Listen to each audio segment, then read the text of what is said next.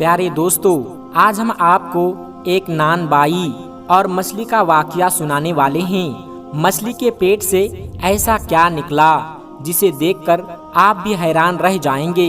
अगर आपने वीडियो को लाइक नहीं किया तो इसे लाइक जरूर करें। तो आइए बिना वक्त खराब किए वीडियो को शुरू करते हैं। ईरान के एक बादशाह की आदत थी, वो रातों को भेष बदल कर निकल जाता था ताकि अपनी रियाया की हालात मालूम कर सके, लोगों के हालात को देख सकें कि कौन खुश हैं और कौन परेशान हैं। एक रात बादशाह फकीराना लिबास पहनकर महल से निकला और बाजारों में घूमता फिरता एक नान बाई की दुकान के करीब से गुजरा। दुकान के अंदर रोशनी हो रही थी। बादशाह ने चुपके से अंदर झांका तो क्या देखता है, नान बाई मुसल्ले पर बैठा हुआ दुआ मांग रहा है। उसकी आंखों से आंसू जारी है और वो कह रहा है, ऐ मेरे परवरदिगार, तू ही हमारा पैदा करने वाला है, तू ही हमें पालने वाला है, हमें हर दम तेरा ही आसरा है, तुझ पर ही भरोसा है, तू बड़ा कादिर है, तू हिकमत वाला है, जो कुछ तू चाहता है वही होता है। हम तेरे हुक्म के आगे गर्दन झुकाते हैं और तेरी रजा में राजी होते हैं। नान बाई बार बार यही अल्फाज दोहराता रहता था। बादशाह उसकी यह हालत देखकर निहायत हैरान हुआ और दिल में कहने लगा कि खुदा का ऐसा फर्मा बरदार और इबादत गुजार बंदा मैंने अपनी रियाया में आज तक नहीं देखा। मगर सवाल ये है कि जो अल्फाज ये नान बाई अपने मुंह से निकाल रहा है, क्या उन पर अमल भी करता है? मुझे चाहिए कि उसका इम्तिहान लूं और देखूं कि वो किस कदर खुदा पर भरोसा करने वाला है। अगर ये इस इम्तिहान में पूरा उतरा तो मैं उसकी वो इज्जत अफजाई करूंगा कि तमाम रियाया में आज तक किसी को ना हुई होगी। ये सोचकर बादशाह ने दुकान का दरवाजा खटखटाया तो नान बाई मुसल्ले तह किया और उठकर देखा। जैसा कि हम पहले ही बता चुके हैं कि बादशाह उस वक्त फकीर के भेष में था, लिहाजा नान बाई ने बड़ी नरमी से उससे पूछा, क्यों भाई, तुम कौन हो और क्या चाहते हो? तो बादशाह ने कहा, मियाँ नान बाई, हम फकीर हैं, अभी अभी तुम्हारे शहर में दाखिल हुए हैं, हमें खाने को रोटी दे दो, लेकिन रोटी की कीमत अदा करने के लिए हमारे पास पैसे नहीं हैं। हाँ, ये अंगूठी तुम्हें दे देते हैं, इसे बतौर अमानत रख लो। जब हम रोटी की कीमत देने आएंगे उस वक्त अंगूठी तुमसे वापस ले लेंगे। नान बाई ने कुछ कहे बगैर अंगूठी लेकर एक रोटी फकीर को दे दी और फकीर रोटी लेकर दुआएं देता हुआ वहां से चला गया। नान बाई ने फकीर के सामने ही अपनी रेजगारी वाली संदूक में बेपरवाही के साथ डाल दी। अगले दिन सुबह होते ही बादशाह ने वजीर को हुक्म दिया कि फला मोहल्ले में एक नान बाई की दुकान है, उस दुकान पर जाओ और उसके रेजगारी वाली बंदूक में हमारी अंगूठी रखी हुई है, किसी तरकीब के साथ उसे निकाल कर ले आओ और खबरदार नान बाई को उसके बारे में शक व शुबा ना हो। बादशाह का हुक्म सुनकर वजीर ने 2 सिपाहियों को साथ लिया और उस बाजार में जा पहुंचा जहां नान बाई की दुकान थी। उसने दुकानदारों के बाट देखना शुरू कर दिए और कहा, हमें इल्म हुआ है कि बाज दुकानदारों के बाट दुरुस्त नहीं है, वो ग्राहकों को कुछ चीजें कम तोल कर देते हैं। मजीद उसी तरह से मुआयना करता हुआ नान बाई की दुकान पर आया और उसके बाट देखे, वह सब के सब सही थे। वजीर ने कहा, मियाँ नान बाई, तुम्हारा वो तराजू कहाँ है जिसे तुम आटा तोलते हो? नान बाई ने जवाब दिया, वो तराजू दुकान के पिछले हिस्से में रखे हुए हैं, मैं अभी हाजिर करता हूँ। ये कहकर जैसे ही नान बाई दुकान के पिछले हिस्से में गया तो वजीर ने फुर्ती से नान बाई का संदूक खोलकर बादशाह की अंगूठी उसमें से निकाल ली और अपनी जेब में रख ली। इतने में नान बाई वो तराजू लेकर आया। वजीर ने यूं ही तराजू सरसरी तौर पर देखा भाला और यह कहकर अगली दुकान पर चला गया, तुम्हारे सब बांट और तराजू बिल्कुल ठीक ठाक है। फिर वजीर ने बादशाह को अंगूठी ले जाकर दे दी। बादशाह ने अंगूठी अपनी उंगली में पहन ली।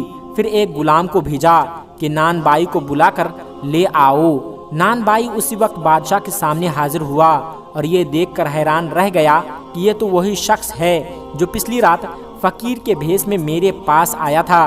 बादशाह ने कहा, मियाँ नान बाई, माफ करना, पिछली रात हम ही भेष बदल कर तुम्हारे पास आए थे और रोटी के बदले में अपनी अंगूठी गिरवी रख कर चले गए थे।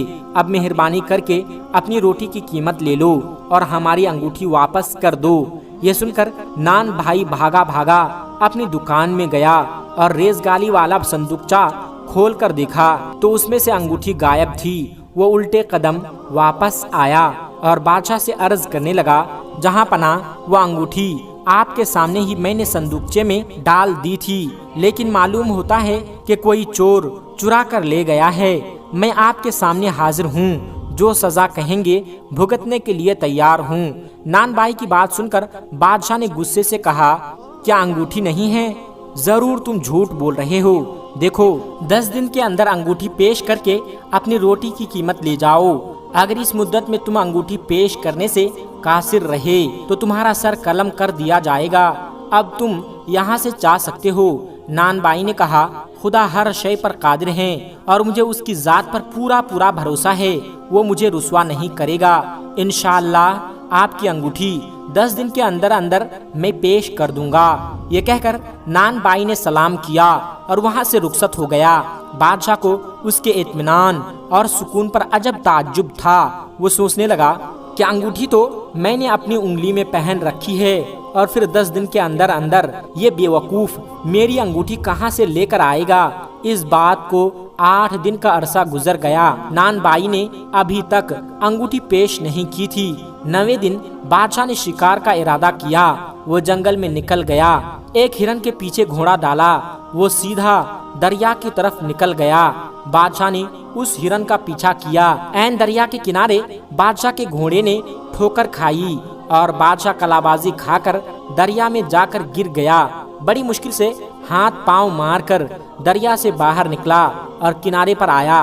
बादशाह के हाथ कीचड़ से भर गए थे। किनारे पर बैठकर हाथ धोने लगा तो देखा कि वही अंगूठी उंगली से गायब थी। शायद वो दरिया में गिर गई थी। बादशाह को भला ऐसी अंगूठी की क्या परवाह हो सकती थी। उसके खजाने में हजारों एक से एक बढ़कर अंगूठियां मौजूद थी। दरिया के उसी किनारे पर कुछ दूर एक गरीब मछुआरा जाल लगाए सुबह से बैठा हुआ था। अभी तक कोई मछली नहीं फंसी थी। वो दिल ही दिल में कह रहा था, अगर खाली हाथ गया तो बाल बच्चे भूखे ही सोएंगे। अभी वो यहाँ बैठा हुआ सोच ही रहा था कि थोड़ी देर के बाद जाल हिला। मछुआरे ने खींचा तो थोड़ा वजनी महसूस हुआ। वो खुश हुआ कि आज तो बहुत बड़ी मछली फंसी है। जब जाल दरिया से बाहर निकाला तो उसमें बड़ी बड़ी मछलियां तड़प रही थी। तो मछुआरे की खुशी का कोई ठिकाना ना रहा।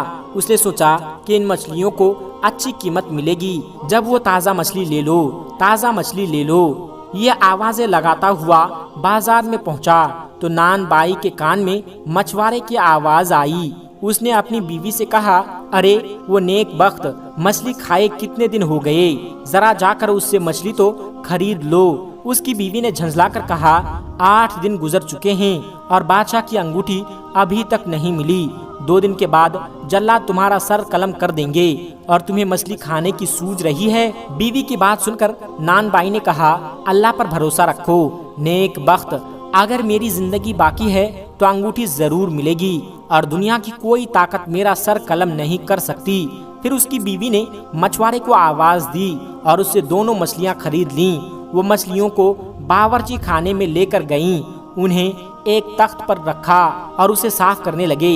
जैसे ही उसने पहली मछली को साफ किया, उसके बाद दूसरी मछली का पेट चीरा तो उसमें से एक चमकदार चीज बाहर निकल पड़ी। बीबी ने उठाकर देखा तो ये सोने की एक खूबसूरत अंगूठी थी जिसके बीच में हीरा जगमगा रहा था।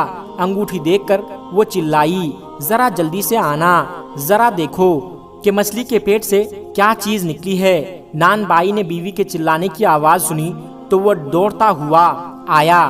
बीवी ने उसे अंगूठी दिखाई और नान बाई ने उसे पानी से धोकर साफ किया और पहली नजर ही में वो उसे पहचान गया कि ये बादशाह की वही अंगूठी है जो संदूक में से गुम हो गई थी। वो फौरन सजदे में गिर पड़ा और देर तक रो रो कर खुदा का शुक्र अदा करता रहा। फिर नान बाई उसी वक्त शाही महल की तरफ रवाना हुआ और बादशाह को अपनी आमद की इत्तला कर आईं। اور بادشاہ نے اسے آنے کی اجازت دے دی۔ نان بائی بادشاہ کے سامنے جا کر کھڑا ہوا، سلام کرنے کے بعد ہاتھ باندھ کر ادب سے کھڑا ہو گیا۔ اسے دیکھ کر بادشاہ نے کہا، جو مہلت ہم نے تمہیں دی تھی اس کے ختم ہونے میں ابھی 2 دن باقی ہیں۔ معلوم ہوتا ہے کہ ہماری انگوٹھی تم تلاش نہیں کر سکے اور مزید مہلت لینے کے لیے آئے ہو، لیکن اب ہم تمہیں 1 دن کی مہلت دینے کے لیے تیار نہیں ہیں۔ نان بائی نے بادشاہ کی بات کا کوئی جواب نہ دیا اور آگے بڑھ کر وہی انگوٹھی بادشاہ کے سامنے پیش کر دی۔ بادشاہ نے انگوٹھی پر نظر ڈالی تو حیرت سے اچھل پڑا۔ وہ بار بار انگوٹھی کو الٹ پلٹ کر دیکھ رہا تھا اور حیران ہو رہا تھا کہ یہ وہی انگوٹھی ہے جو دریا میں گری تھی یا کوئی اور ہے، لیکن نہیں، یہ وہی انگوٹھی تھی۔ حیران ہو کر بادشاہ نے کہا، خدا کی پناہ، یہ انگوٹھی تمہیں کہاں سے ملی؟ بادشاہ ایک دم سے چلا اٹھا، یہ تو ہماری انگلی سے نکل کر دریا میں جا گری تھی۔ بادشاہ کے منہ سے یہ بات سن کر اب نان بائی بھی حیران ہوا۔ اس نے ادب سے کہا، میں سمجھا نہیں، جہاں پناہ آپ کیا فرما رہے ہیں؟ انگوٹھی تو میرے صندوقچے سے گم ہوئی تھی۔ نہیں، بادشاہ نے کہا، ہم نے تمہارا امتحان لینے کے لیے اپنے وزیر کو تمہارے دکان پر بھیجا تھا۔ یہ انگوٹھی وہی صندوقچے سے نکلوا لی تھی اور تمہیں اس کا علم نہیں ہو سکا تھا۔